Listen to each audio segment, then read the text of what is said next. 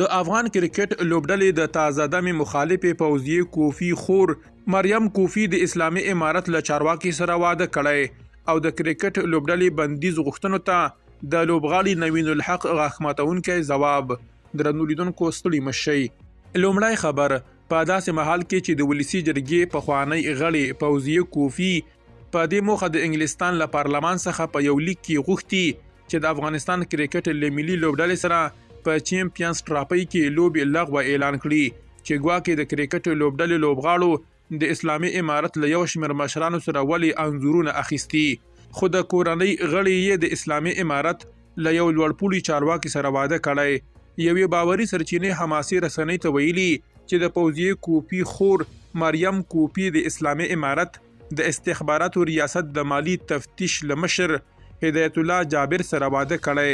هیره دی نوی چې تر دې وړاندې پوځي کوفی په قطر کې له اسلامي امارت سره د افغان واکمنۍ د خبرو پلاوي غړي وه او په مرکو کې ویلي وو د اسلامي امارت چارواکو ورته ویلي چې بدلون یې کړی.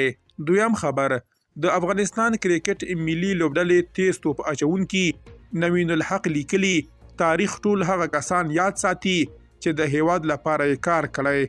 نوموړي هغو کسانو ته چې په دې وروستیو کې یې ملي لوبډلې پسې خبرې کړي دي په ځواب کې لیکلي د تاریخ یو لوی حقیقت دا دی چې ټول هغه کسان یې په یاد او حافظه کې دي چې د خپل هیواد لپاره یې یو څه کړي دي او هغوی هم چې هیڅ یې نه دي کړي خو تشې خبرې کوي، کرکې ته لمن وهي او د نورو د پښو وهلو او ټیټ ښودلو هڅې کوي. د دوی لپاره واقعا متاسف یم. خدای دې تاسو ته ذهني آرام او لارښوونه وکړي تر څو تاسو هم یو څه وکړای شئ او یو ورځ په غرور سره ځان ښکاره کړئ لکه د تل په څیر پټ پاتې نه شئ او ټولو ته څرګنده شي چې تاسو د دې هیواد د پرمختګ لپاره څه کړي. د یادونې دا چې نوین الحق د لومړي افغان لوبغاړي په توګه دا غبرګون ښودلی دی. بل لور ته په ټولنیزو رسنیو کې د کرکټ ملي لوبډلې مینوالو د نوین الحق دا خبرې ستایلې دي او دای د مخالفانو لپاره ښه ځواب یاد کړی دی. درنو لیدونکو له ملتیا مننه.